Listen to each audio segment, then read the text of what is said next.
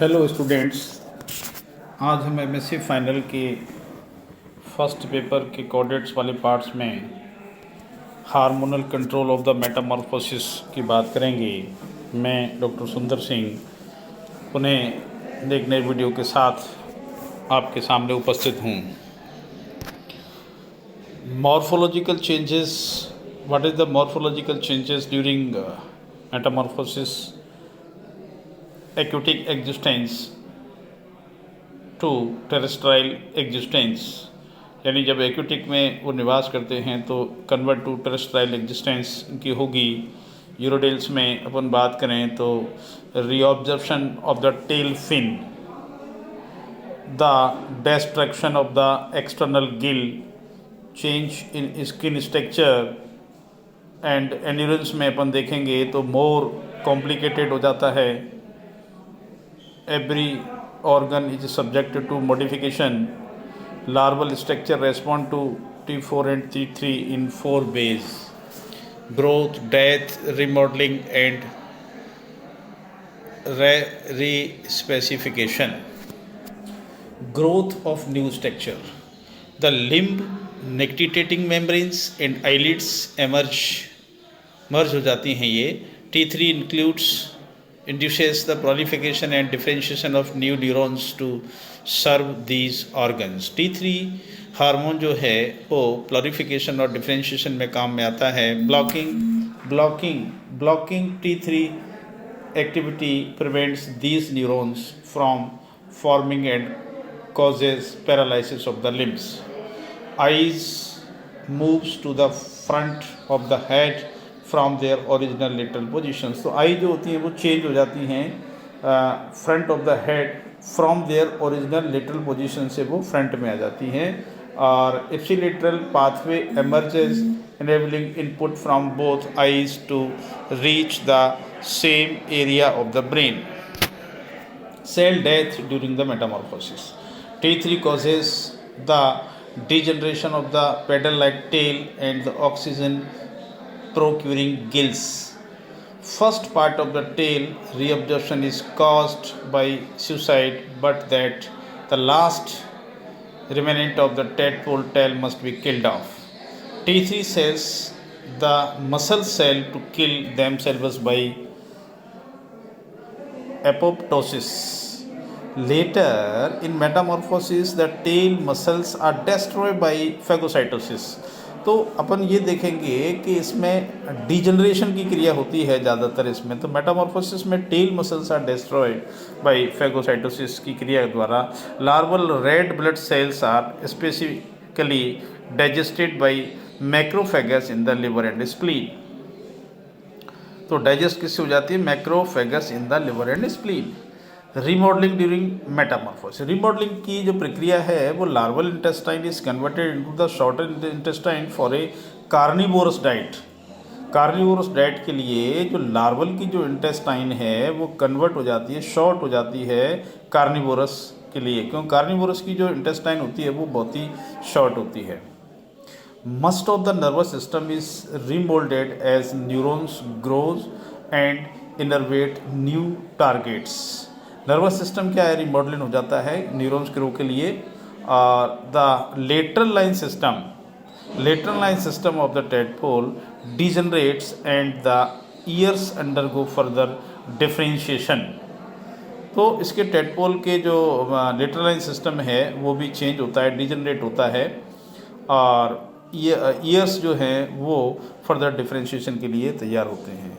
The middle ear develop होता है as does the tympanic membranes characteristics of the frog and toad outer ears. Tadpoles experience a brief period of the deafness as the neurons change targets. The shape of the endurance skull also changes significantly.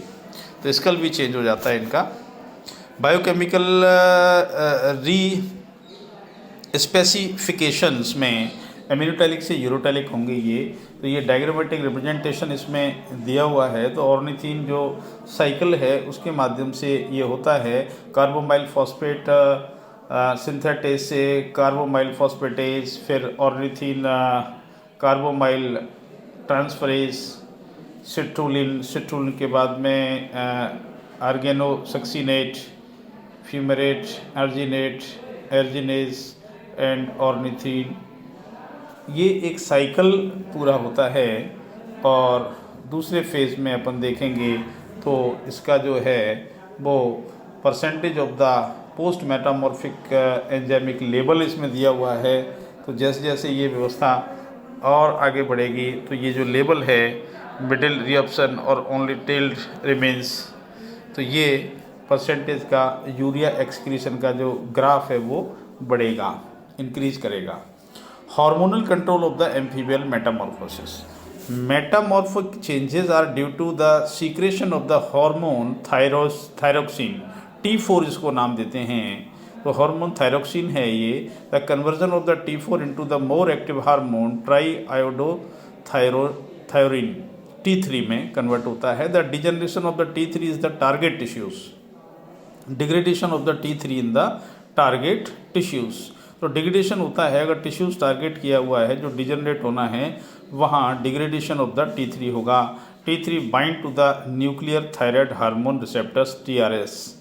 Thus T3 and TRS are essential in each tissues। बहुत ज़रूरी हैं T3 और TRS जो हैं।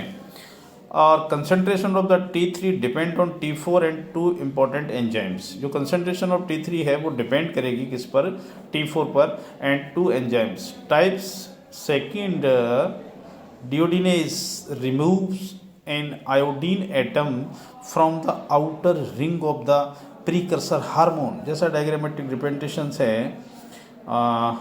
इसमें हमने बताया है, the precursor hormones T4 to convert it into the more active hormone T3, तो T3 में कन्वर्ट हो जाता है। Type third, deiodinase removes an iodine atom from the inner ring of the T3 to convert it into inactive compound that will eventually be metabolised to tyrosine.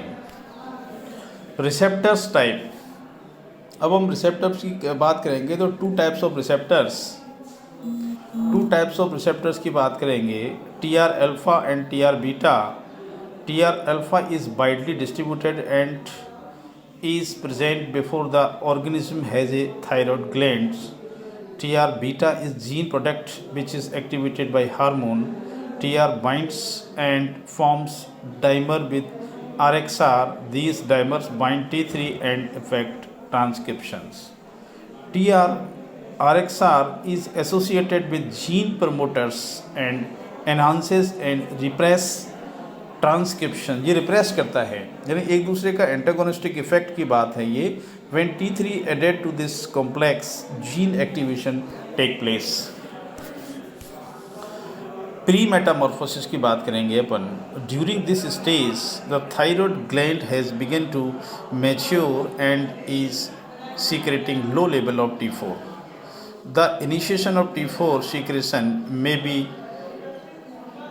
Brought about by corticotropin releasing hormone. CRH पर depend करेगा ये। The initiation of the T4 secretion may be throw about the corticotropin releasing hormone, जिसको short में अपन CRH का नाम भी देते हैं।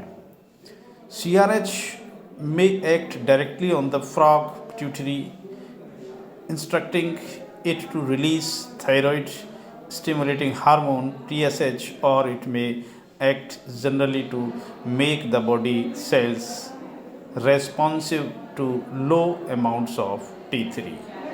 तो CRH जो है, जिसको अपन कॉर्टिकोट्रोपिन रिलीजिंग हार्मोन कहते हैं, में directly on the frog pituitary act करता है।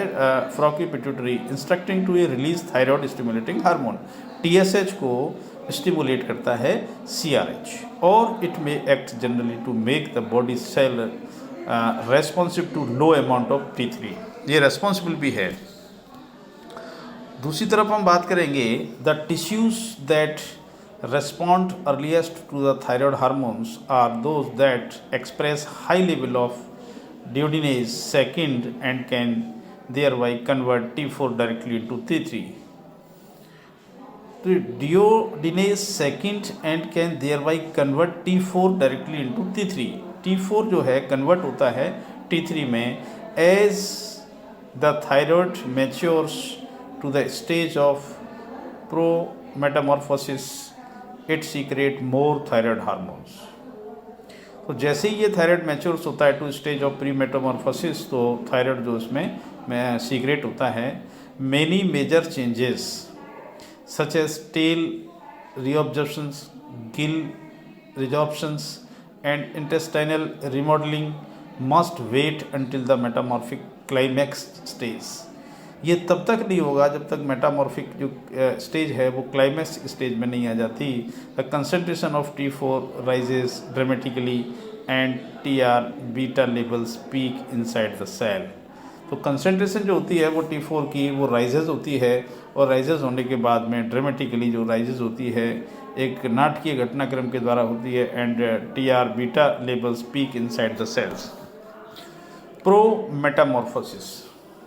मेटामॉर्फोसिस की बात करेंगे तो during pro metamorphosis the rising level of thyroid hormones induce higher level of TR beta. इसका मतलब ये है कि ड्यूरिंग प्रो मेटामॉर्फोसिस जो है वो rising level of thyroid hormones induces higher level of TR beta. तो जैसे ही ये थायराइड हार्मोन्स का राइजेस होगा तो TR बीटा हायर लेवल का होगा। At metamorphic climax deiodinase second is expressed and the tail begins to be restored. The metamorphic climax जैसे आएगा तो ड्यूडिनेज सेकेंड इज एक्सप्रेस्ड, ये एक्सप्रेस होगा, दिखाई देगा, अपना काम करना शुरू करेगा, and tail begins to be restored. तो टेल दोबारा से रिस्टोर्ड होना शुरू होगी। Thus the tail undergoes absorption only after the legs are functional. तो लेग्स भी फंक्शनल होंगे। Tail undergoes absorption only after the legs of are functional. जब भी लेग फंक्शन होंगे तो टेल एब्जॉर्प्शन में आएगी। The frog brain also undergoes changes during Metamorphosis. Brain भी इसमें चेंज में आएगा, इस श्रेणी में आता है। And one of the brain's functions it to down regulate metamorphosis once metamorphic climax has been reached. तो उसमें ब्रेन्स का जो फंक्शन है to be down regulate metamorphosis once metamorphic climax has been reached. जब भी मेटामॉर्फिक क्लाइमैक्स जो है ना क्लाइमैक्स पे पहुंचेगा तो डाउन रेगुलेट मेटामॉर्फोसिस की क्रिया होगी। इस प्रकार हमने देखा कि डीजनरेशन की क्रिया इसमें बहुत ज़्यादा होती है। जब भी हम प्रो मेटामॉर्फोसिस की बात करेंगे या अपन प्री मेटामॉर्फोसिस की बात करेंगे तो दोनों में कहीं ना कहीं एक दूसरे के एंटागोनिस्टिक इफेक्ट की बात है। दूसरा हमने रिसेप्टर टाइप्स का TR alpha and TR beta की बात करी, तो ये रिसेप्टर्स भी इसमें होते हैं। तीसरी अपन ने हार्मोनल कंट्रोल की बात करी तो T4 और T3 जो हार्मोन्स हैं वो बहुत ही इंपॉर्टेंट रोल प्ले मेटामॉर्फोसिस में करते हैं और एक दूसरे से ये इंटरकनेक्टेड हैं। तो रिलीज तभी होंगे जब थायराइड हार्मोन रिसेप्टर्स TRS काम करेंगे। और बायोकेमिकल रीस्पेसिफिकेशन की बात हमने की तो अमोनोटेलिक से यूरोटेलिक इसमें होता है। रिमॉडलिंग भी होती है इसमें, सेल डेथ भी होती है इसमें, सेल डेथ होती है। ग्रोथ ऑफ न्यू स्ट्रक्चर्स भी इसमें मिलते हैं। तो बहुत सारी जो ग्रोथ हैं वो नए स्ट्रक्चर की होती हैं। और कुछ जो चेंजेज हैं वो एक्यूटिक से टेरेस्टाइल में भी ये चेंज पाए जाते हैं। दूसरी बात हम करेंगे कि कुछ ऑर्गन्स इसमें डिजनरेट भी होते हैं। तो डिजनरेशन की क्रिया भी साथ साथ होती है। कुछ न्यू ऑर्गन्स का प्रादुर्भाव भी होता है। तो अलग अलग प्रकार से ये दोनों तरह से यहाँ काम करने की स्थिति में रहता है। तो अल्टीमेटली मेटामॉर्फोसिस एक एडेप्टेशन का एक भाग है, एक पार्ट है, और एवोल्यूशन में इसका बहुत बड़ा रोल होता है। तो मेटामॉर्फोसिस कहीं ना कहीं एनिमल्स में एडॉप्ट किया गया है, जो कि एडेप्टेशन का ही एक पार्ट माना जा सकता है। और ये बहुत इम्पोर्टेंट रोल प्ले इसमें एवोल्यूशन में ये मिलता है। तो फ्रॉग में खास करके हम इसको मेटामॉर्फोसिस की क्रिया को देखते हैं। यूरोडेल्स में है, बहुत सारे और भी एनिमल्स जो होते हैं उनमें भी ये प्रक्रिया पाई जाती है।